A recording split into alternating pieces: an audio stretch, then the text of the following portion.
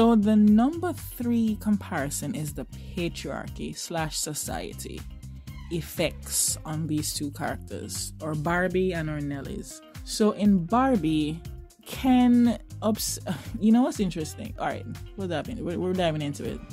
We see the introductory scenes. Ken is all the way into Barbie. Ken has a thing for Barbie. Barbie doesn't feel the same way. She enjoys him as a friend. Yeah, you're a good friend. But he wants more. And so when he goes to the real world with her and is introduced to patriarchy, because as you know, if you watch the film, in Barbie land, the women control everything. It's a complete reverse of what real world is, where you look at the world and in government and all these power positions, these men, right? Control industries, control all of this, the majority is men. And all the negative, the toxicity of, we live in a society, we know what patriarchy is.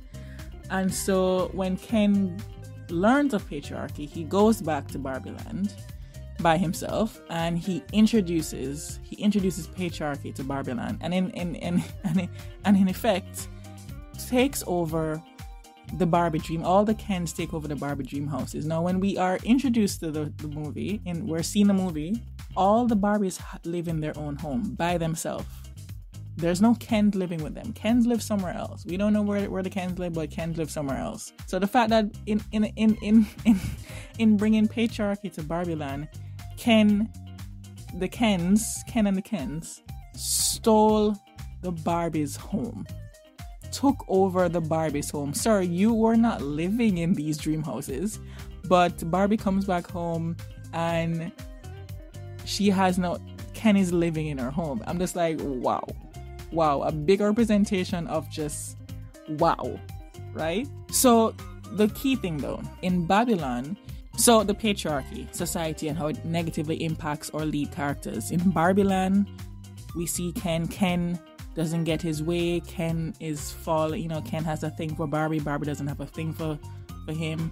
And he lashes out and wrecks Barbie land with the Kens and takes over Barbie's home, and they had to win it back, and they win it back.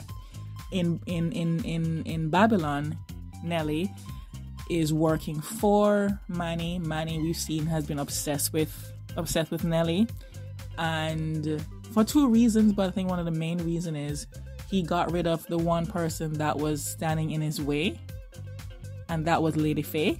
That just rhymed. And he told Nelly Faye he has power, and he told Lady Faye to leave because gal pals, you can't be seen holding hands with Nelly. And so he's obsessed with Nelly. He gets to tell Lady Faye to leave, so there's no Lady Faye in the picture. There's a scene where Lady Faye and Nelly are dancing, being all into each other, and I think that's a scene where he's looking on from afar and just obsessing. He's obsessed. We didn't see a scene where Nelly found out.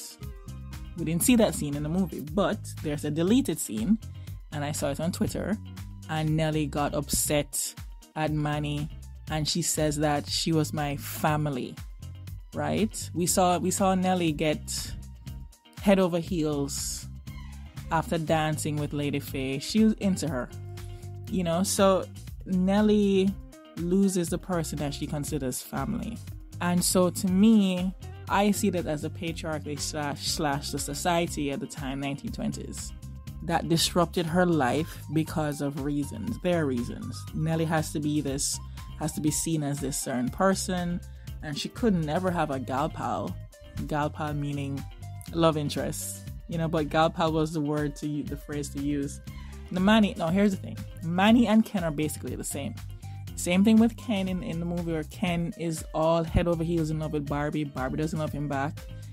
To me, when I watch Babylon, Manny is head over heels in love with Nelly, but Nelly only sees him as a friend. And when they reunite in New York, when she's popular now, when she's da-da-da, and they reunite, and even that interaction, that he's looking at her, love in his eyes, or obsession in his eyes, whatever you call it. But I was looking at Nelly's interaction with him, and I'm like, she's interacting with him as if he's a friend. And there's a headline that reads gal pals, Lady Faye and Nelly gal pals holding hands. And Manny sees that as, no, I see for two reasons. I see it as, oh, that's going to disrupt her image to the world if she has a gal pal, and you know what gal pal means. It's queer coded. But also we also know that Manny is obsessed with Nelly. So it was also him trying to keep Nelly to himself. Let's be honest here. That was his way of telling Lady Faye to leave. And you know, he's the head of the I don't think, was he the head of the studio, or was he like a major director? I don't remember the title that he had. And so he had enough power to tell Lady Faye to leave. Lady Faye was a performer. So what happens towards the end of the movie, I think more so Nelly, when she's quote unquote agrees to get married to Manny, she was high off her. She was high. She was a mess. So Nelly was a messed up individual. It was just a tragic story. And so, yeah, I'm going to get into another thing of her walking off. That's another comparison with Barbie. Like I said, I'm surprised how many comparisons there are. So the patriarchy, the negative effects of the patriarchy, bam. Point four is the dance scene. I mean, it's kind of like a quick thing, not really that deep, but Nelly in the red dress dances. She's, high and she's dancing. And we've seen this scene in the trailer. She's dancing in the party. She's having a grand time. And just a quick thing, in Barbie, we see Barbie dancing, having a grand time. It's not there's nothing much deeper I can say about that, but it is a dance scene, and there's a comparison.